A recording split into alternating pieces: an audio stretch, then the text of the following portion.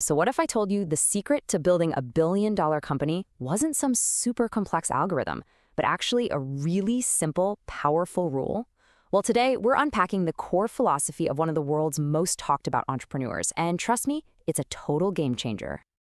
On a recent podcast, Elon Musk laid out this powerful message for a whole new generation of founders. He said, "Aim to make more than you take. Be a net contributor to society." Now, that sounds simple, right?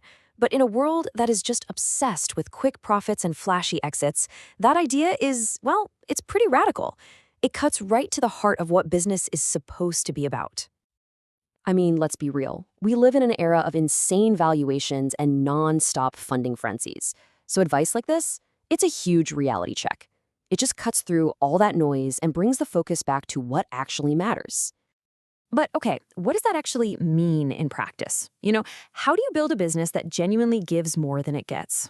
Let's dive in and really unpack the playbook behind Musk's philosophy. Because this isn't just some new soundbite for him. This idea is the foundation of his entire career. And honestly, it's a masterclass in how to think for the long term. I mean, just look at this timeline. He starts with an online city guide way back in '95, and now he's literally trying to colonize Mars. The point is, none of these ventures were quick wins. They were all aimed at tackling these massive, civilization-level problems, not just chasing a fast buck. And the core of how he does it is something he calls first principles thinking. So instead of just trying to make existing rockets a little cheaper, he asked, wait a minute, what are rockets actually made of? What do the raw materials cost?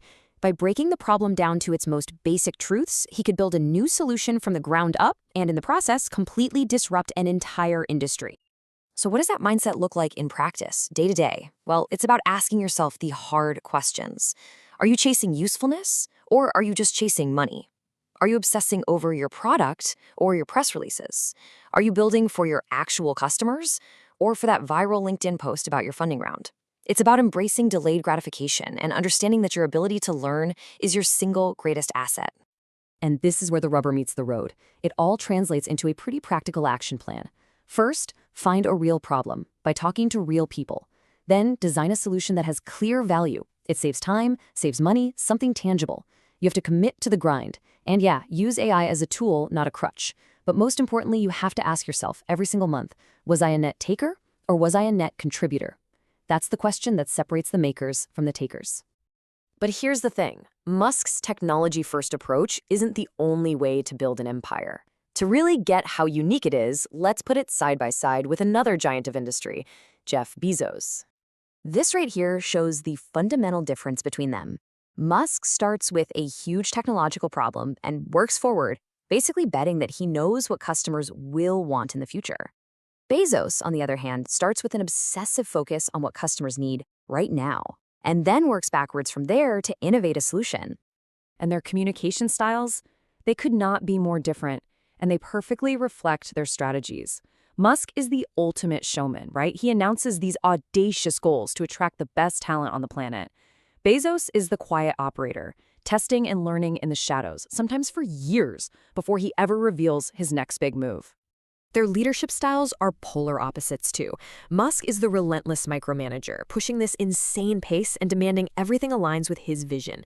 Bezos, he's the master delegator. He famously uses that disagree and commit principle, empowering his teams to take risks and run with their own ideas. They both demand excellence, but their methods for getting there are worlds apart. Okay, so comparing these two innovators, these two titans, it actually forces us to ask a much, much deeper question. What does it really mean to create value in our economy today? And maybe more importantly, are we actually creating it?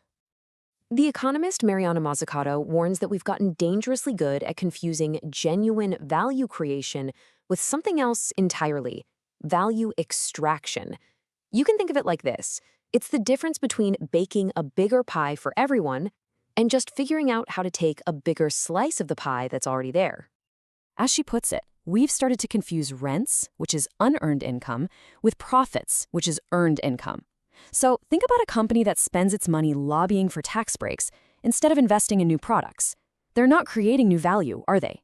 They're just extracting it from the rest of us. And this leads to this really dangerous trap. We get caught in this circular logic where we assume that if someone is making a ton of money, they must be creating a ton of value. But what if they're not? This way of thinking makes it almost taboo to even question whether some of the highest-paying jobs in our society are actually contributing much at all. Which, brings us full circle, right back to where we started with Musk's simple rule. And it's a rule that doesn't just apply to billionaires building rocket ships. It applies to every single one of us. So, here's the challenge I have for you. Ask yourself, are you building for your customers or are you building for your LinkedIn profile? The playbook we've just gone through is pretty clear. Focus on genuine usefulness, not just the appearance of success. But really, it all boils down to this one crucial question. Are you a value creator or are you a value extractor? Are you honestly contributing more than you're consuming?